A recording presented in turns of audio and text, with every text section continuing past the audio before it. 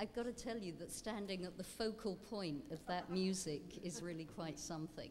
We will be hearing more from the men's choir later. For the moment, thank you very much, gentlemen and tenorette, and I look forward to it.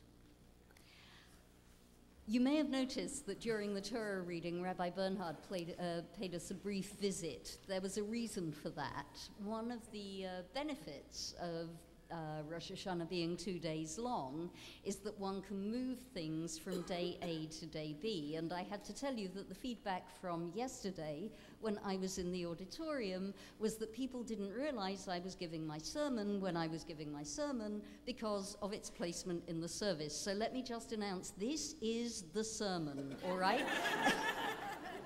This is going to be a nice long squawk, and then we are going straight through the Musaf Amida and out into the end of the service. So you're going to hear from me now, but then aside from page numbers and the odd little thought here and there, you're not going to be hearing very much from me until the end of the service, because really the prayer that we are about to go into has become the province of choir and cantor. And yet, it is that prayer that I want to spend the next few minutes talking about with you and sharing some ideas about it. And I want to begin with some words that are not mine. They were written by David Wagoner, the poet David Wagoner, and I found this poem and knew that this would be the beginning of my sermon today. Stand still.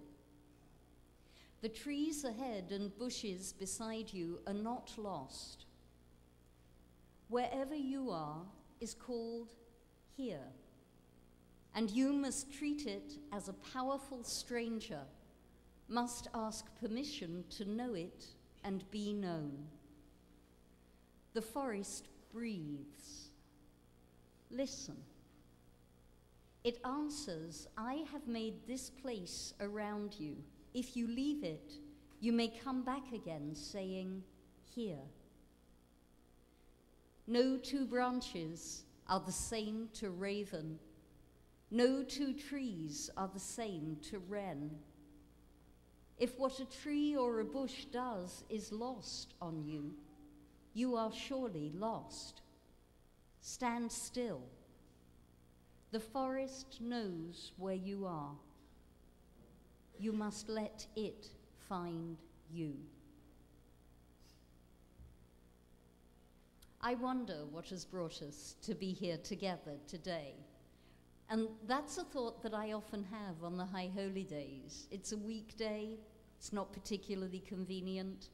The services are actually at their longest today. I know that Yom Kippur feels longer, but the Musaf Amida that we are about to pray together, the Amida, the standing prayer for the additional service, is the longest of the whole Jewish year.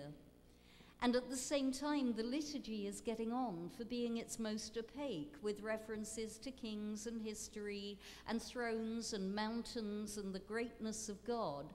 And that imagery might not particularly speak personally to us.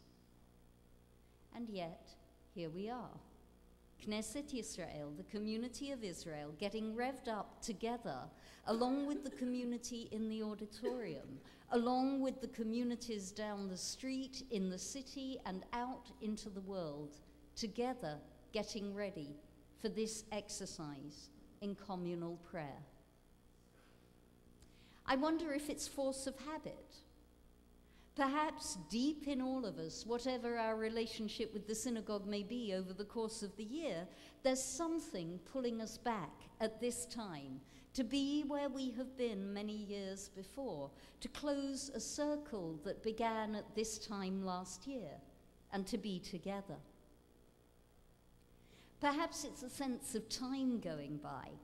Somehow, when the nights are beginning to get shorter and the mornings a little darker and chillier, we crave the company of our community to mark together this particular moment in our calendar.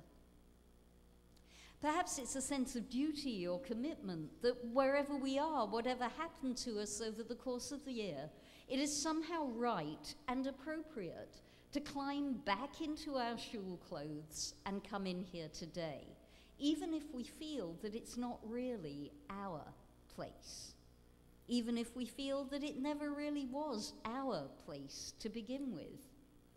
Nonetheless, here we are. Perhaps something is hurting us.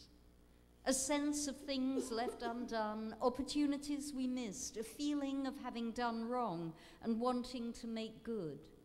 The pull towards change, teshuvah, is nagging at our hearts. Something is dying inside us, perhaps. Something inside us is hurting and needs to heal, and somehow we seek to get back to what is right and what is important. Perhaps we feel the need for a new beginning, the drive to renew and recommit, to let go of what is unnecessary and continue our search for what is good and true and meaningful and sustainable. Perhaps we want to drink again from the waters of an ancient spring, or follow it all the way back to its source, or find a new tributary, one we've not visited before, and drink from that. Perhaps we want to begin a new adventure. And yet, it can be hard to keep hold of our motivation. It can be hard to stay in touch with what it was that brought us here, now that we actually are here. And let me name it. I wonder how many of us are not feeling entirely comfortable. And for those of us who aren't, and I believe there are many of us, I wonder if the discomfort is made even more acute by the sense that this service isn't really evoking what we might call the right sort of feelings in us. By now, some of us might be vaguely or not so vaguely disappointed. Some of us may even be angry with the words on the page because they're not proving to be the spiritual experience that we feel at this time of the year we so deeply need. And all of that poetry, however beautiful it is, and all of those stories, however compelling they are, isn't taking us to the place that we feel we need to reach. And some of us may even feel spiritually compromised. Some of us may have a voice inside us that is saying, well, if I don't believe this stuff, I don't see why I should be saying it. It injures my integrity if I say something that I don't believe to be true. And before we enter the most important prayer of today, a prayer whose order was set by the rabbis over 2,000 years ago, I feel that I want to offer something of an explanation for why the prayer is the way it is, for why it is so, and for why we are, whether overtly or covertly, compelled to pray in this way at this time of year. And I want to offer a few suggestions as to how we might be able to open it up and make it meaningful. The Amidah is going to come at us twice. First of all, there is a long silence because the prayer is long. It's the Amidah that we know, with a number of additions that are specific to this day. And then the Amidah will be repeated, and within the repetition there are, as it were, additional additions. And right at the center of that repetition is the key to how we may unpack this prayer. It's in the middle of a prayer called the Unatane Tokef. Let us give acknowledgement to the greatness, the uniqueness of today. And in the middle of the Amidah, in the middle of that prayer, there is a line that says, Uvashofar gadol yitaka, a great shofar shall sound, v'kol dmama daka yishama, and a still, small voice shall be heard. Or in my preferred translation, which I got from Rabbi Jonathan Wittenberg of the New North London, a voice of finest silence shall be heard. And our experience of this prayer is exquisitely balanced on the tension between the shofar and the silence. And that is a tension that reflects the tension that our rabbis have acknowledged for years exists between being an individual and being part of a community. And this is a tension that fluctuates all the way through the great works of our tradition. So, for example, in the Talmud, you find texts such as this one, which comes from a tractate called Ta'anit. It means fasting, and it goes like this.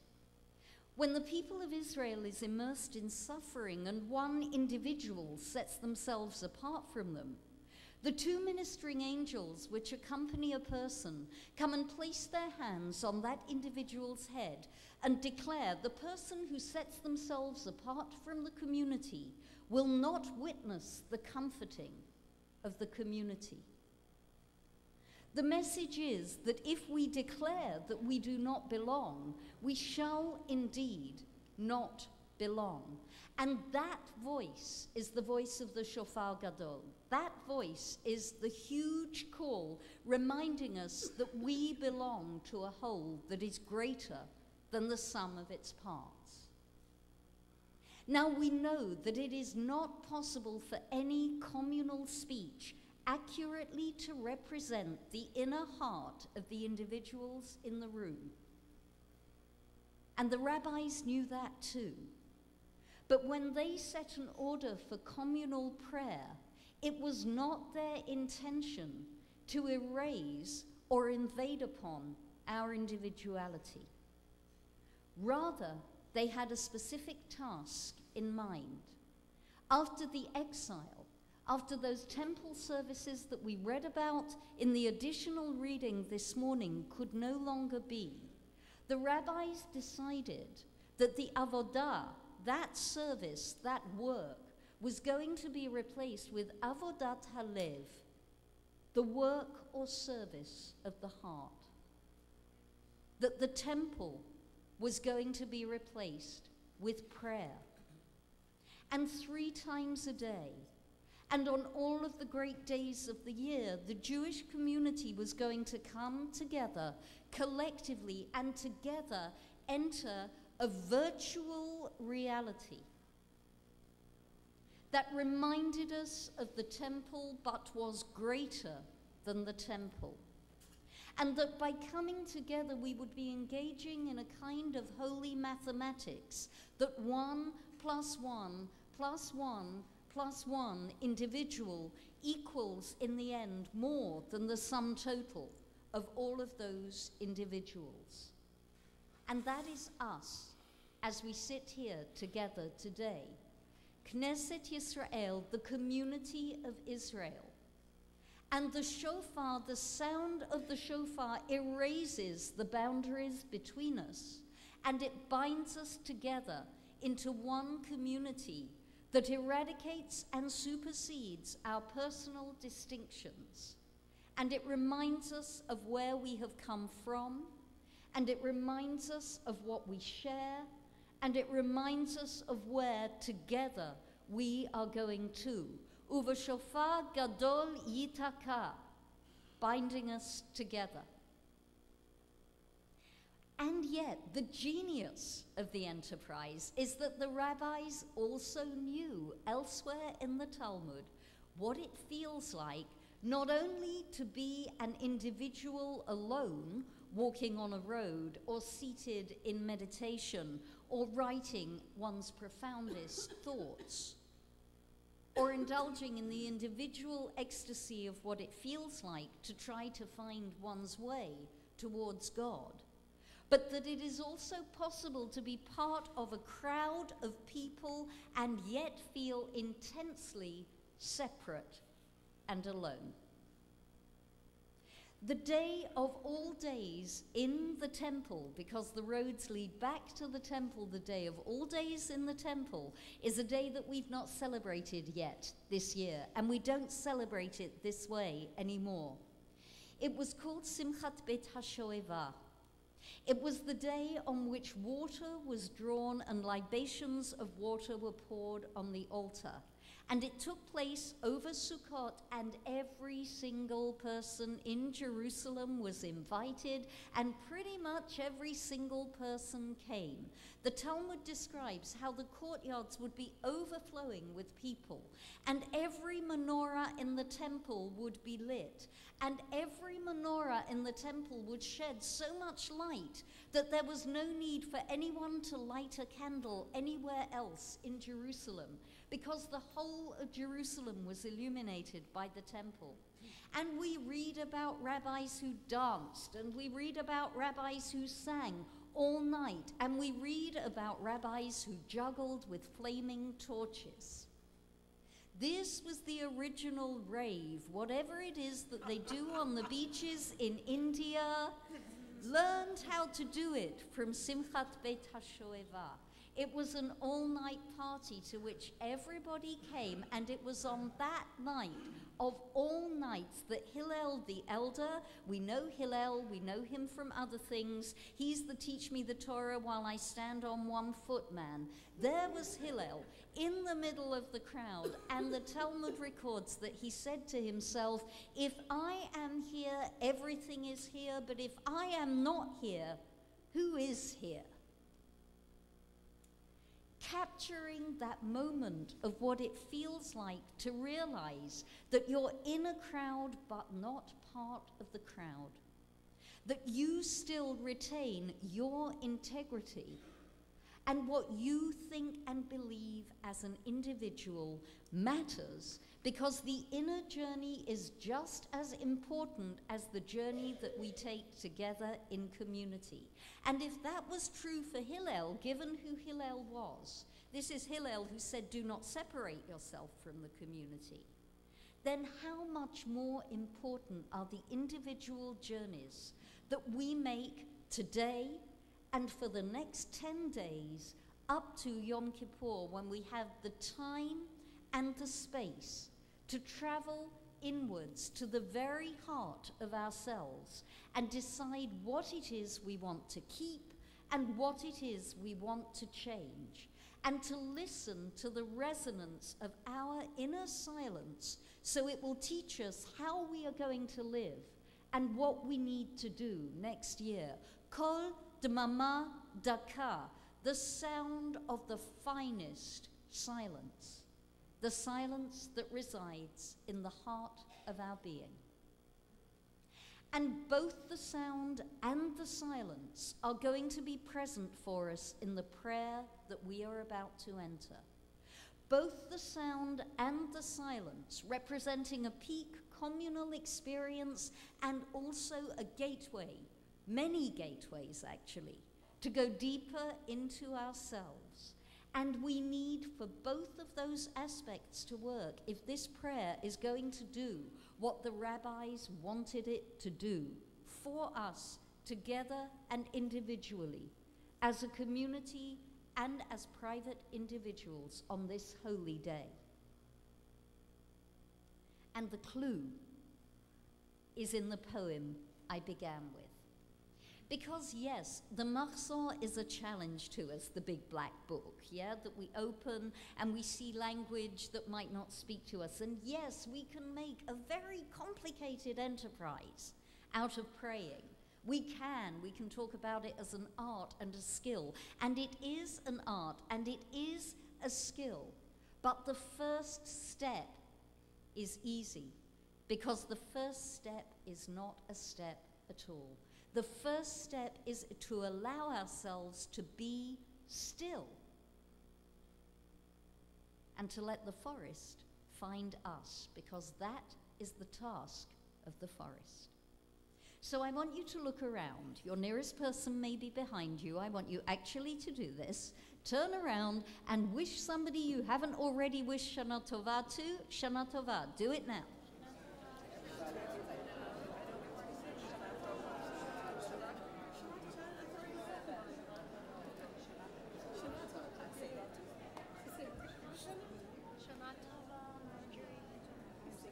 Did you feel the warmth come into the room when we do that? This is our congregation, this is our community, in which each of us is a small part of a greater whole. We're a single spark in a flame, we're a single star in a galaxy. And without every single one of you, we would not be us. That is the nature of community. It is defined by the people who are here. And so for the rest of the service, if you will allow yourself to be part of us, then we can be part of you, and that holy mathematics I spoke about can begin to work, and we can be greater than our mere mathematical number. And we can ride together on the poetry, and we can let those melodies that are never there at any other time of year work on us. And we can let the words speak to us, even if we don't quite understand what they're saying.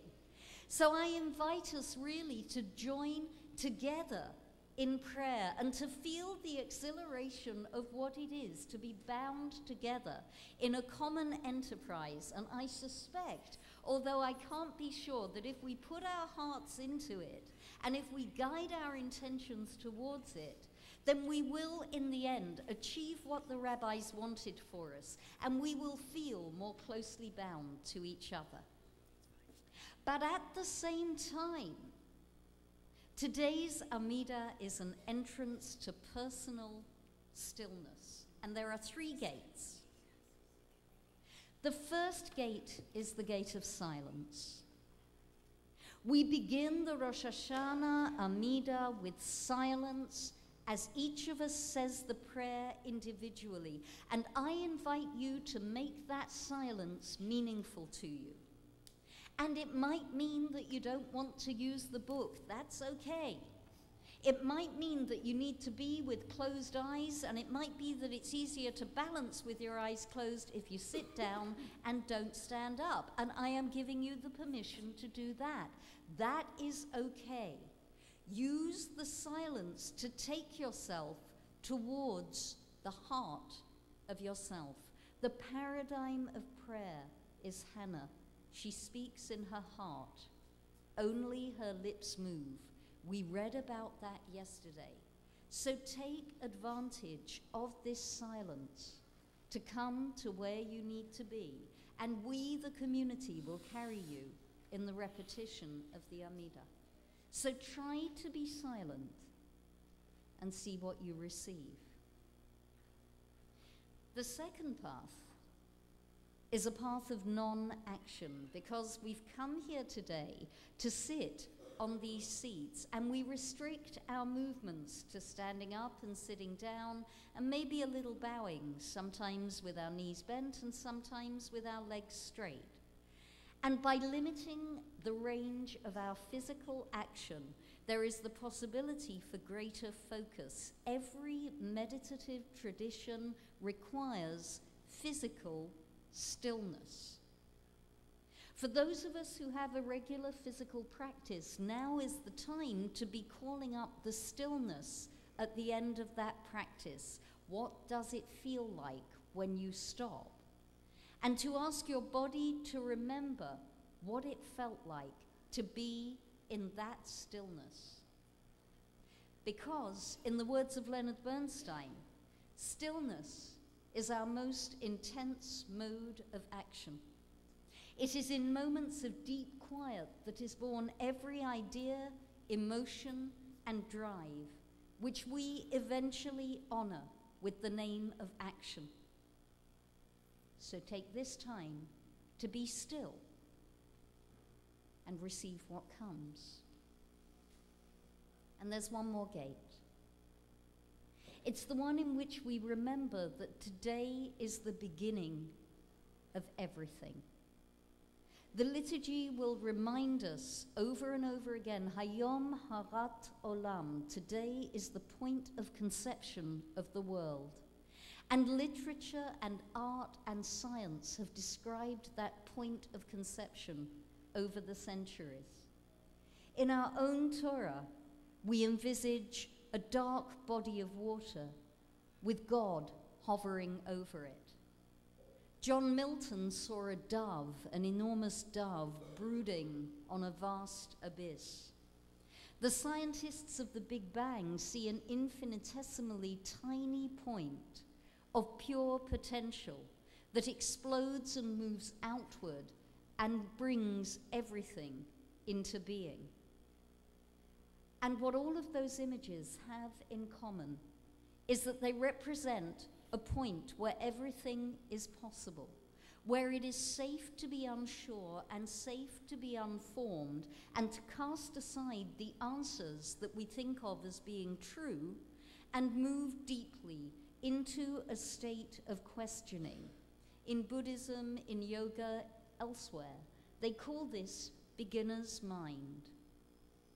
Now, you will have prayed this liturgy many times before in your life, maybe, and if you have, I invite you to cast aside all of your preconceptions about what this prayer is or is about or should be, and to approach it with a spirit of awakened curiosity and see what comes.